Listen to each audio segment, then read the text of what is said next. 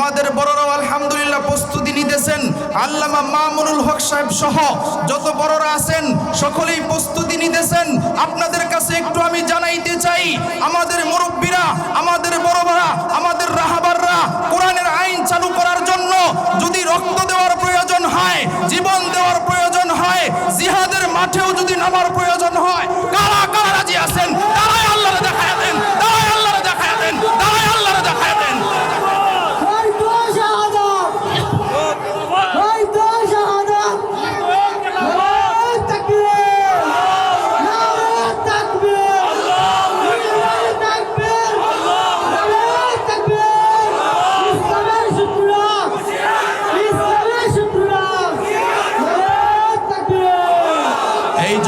মনে রাখতে হবে, জিহাদ ছাড়া বিকল্প আর কোনো রাস্তা নেই। কারণ মুসলমানরা আজকে অপমানিত, লাঞ্ছিত একটাই কারণ, মুসলমান মনে হয় একটু নিবু নিবু হয়ে গেছে। কিন্তু যুবকরা, নিবু নিবু হলে চলবে না। ইসলাম শুরু হয়েছে রক্ত দিয়া, ইনশাআল্লাহ ইসলামের বিজয় হবে রক্ত দিয়া।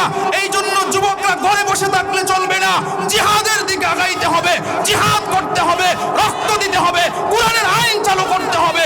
আবারও কারা কারা রাজি আছেন? হাত তুলে আল্লাহরে দেখায় দেন।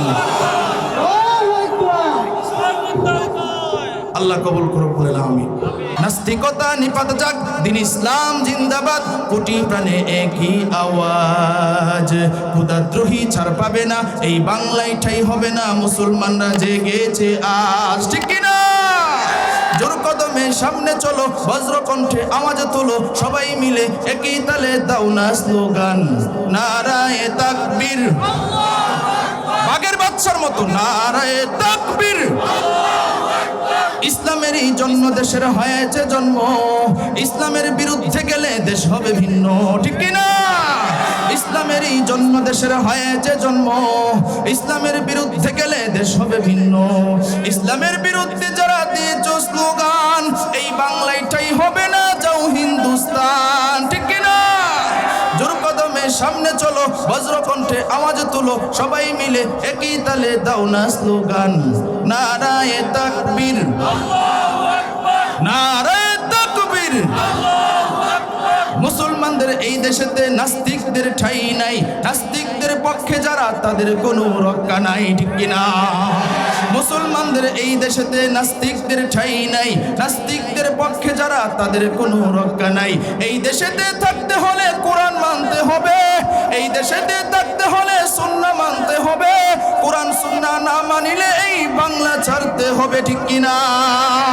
জোর কদমে সামনে চলো, বজ্রকণ্ঠে আওয়াজ তুলো, সবাই মিলে একই তালে দাও না স্লোগান, নারায়ে তাকবীর, নারায়ে তাকবীর।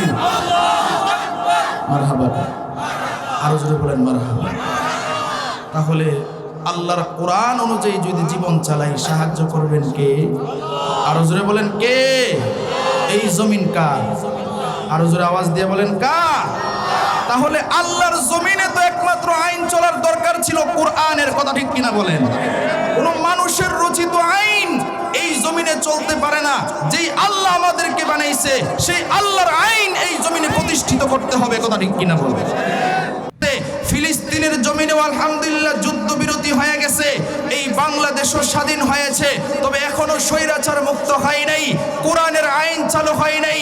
সকলকেই প্রতিজ্ঞা নিতে হবে যে আমরা দুইটা স্লোগান নিয়ে সামনে আগাইতে হবে, হয়তো খেলাফত নয়তো শাহাদাত। কোরআনের আইন চালু করতে হবে, কারণ জমিন আল্লাহর, এই আল্লাহর জমিনে আল্লাহর কোরআনের আইন ছাড়া বিকল্প কোনো মানুষের আইন দিয়া শান্তি আসবে না, কথা ঠিক কিনা বলেন?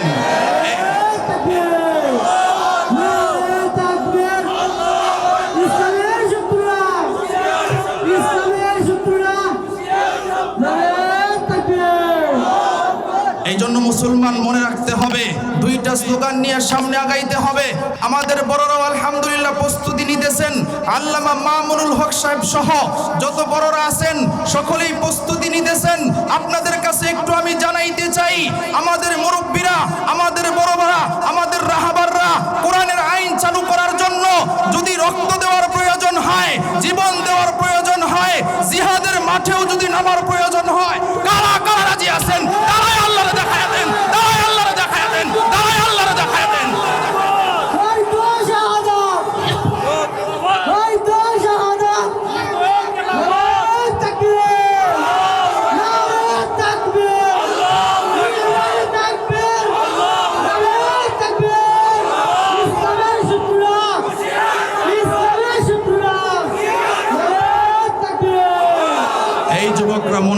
হবে, জিহাদ ছাড়া বিকল্প আর কোনো রাস্তা নেই। কারণ মুসলমানরা আজকে অপমানিত, লাঞ্ছিত একটাই কারণ, মুসলমান মনে হয় একটু নিবু নিবু হয়ে গেছে। কিন্তু যুবকরা, নিবু নিবু হলে চলবে না। ইসলাম শুরু হয়েছে রক্ত দিয়া, ইনশাআল্লাহ ইসলামের বিজয় হবে রক্ত দিয়া। এই জন্য যুবকরা ঘরে বসে থাকলে চলবে না, জিহাদের দিকে আগাইতে হবে, জিহাদ করতে হবে, রক্ত দিতে হবে, কোরআনের আইন চালু করতে হবে। আবারও কারা কারা রাজি আছেন হাত তুলে আল্লাহরে দেখায়া দেন। আল্লাহ কবুল করুক, বলেন আমিন। আজকের এই দাঁড়ানোটা হাসরের ময়দানে আল্লাহ দেখাবে যে আমার বান্দাগুলো কোরআনের আইন চালু করার জন্য তারা দাঁড়ায় গেছিল। কথা ঠিক কিনা বলেন? আল্লাহ ইনশাআল্লাহ পুরো পৃথিবীর মধ্যে মুসলমানকে বিজয় দান করবে। সকলে বলেন আমিন। এই জন্য আমরা সকলেই মেহনত করব। আল্লাহ কবুল করুক। এখন দোয়া হবে, আমরা সকলেই দুরূদ শরীফ পড়ি।